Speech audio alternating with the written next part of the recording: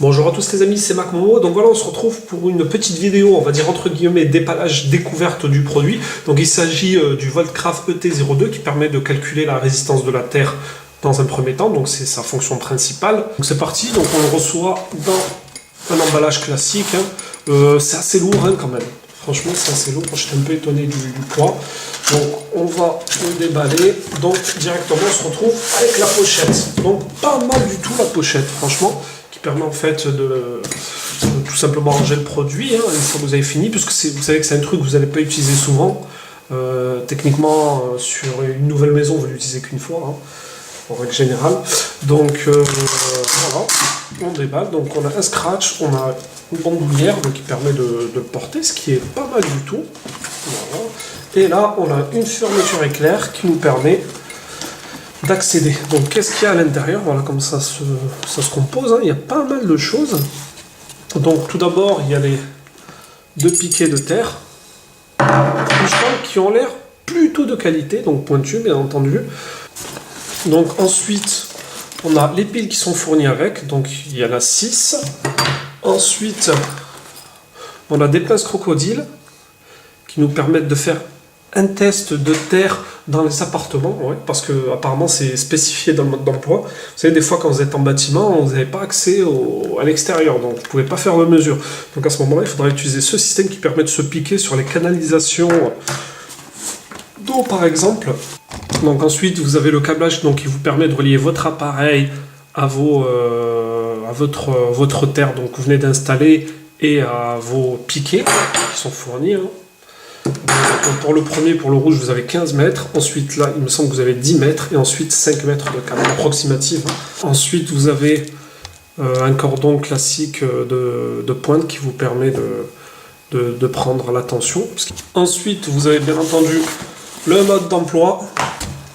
Et bien entendu, l'appareil en lui-même. Voilà à quoi il ressemble. Donc c'est un gros appareil qui pèse, je crois, dans les 600 grammes approximativement. Donc là, vous avez le calibrage qui vous permet de vous mettre à zéro. À chaque nouvelle mesure, il faut se mettre à zéro. Vous avez le hold qui permet de bloquer la valeur, donc la mesure que vous venez de prendre. Le rétroéclairage, ce qui est pas mal. Vous avez le test, donc il vous permet réellement d'envoyer la décharge pour faire le test de terre, sachant que quand vous envoyez la décharge, il ne faut surtout pas toucher un élément conducteur. Il faut vraiment rien toucher. Et là, vous avez votre plage qui vous permet de calculer votre terre. Donc l'appareil est assez simple, il y a un écran assez grand, donc ce qui est plutôt pas mal. Toute cette partie, on va dire, comme un peu siliconée, donc c'est pas mal, c'est bien protégé, on va dire.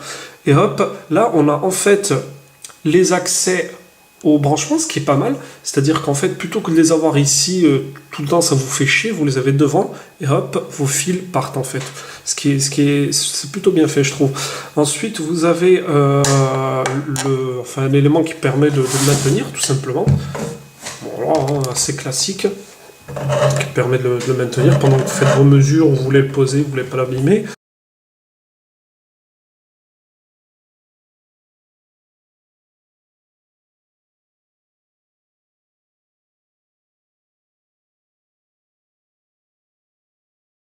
Donc voilà, une fois les 4 vis débranchées, il faut déboîter le couvercle.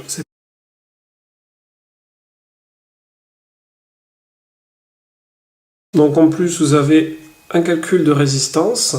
Donc comme vous pouvez le voir, vous avez ce calibre. Ensuite, vous avez courant continu et courant alternatif jusqu'à 600 volts.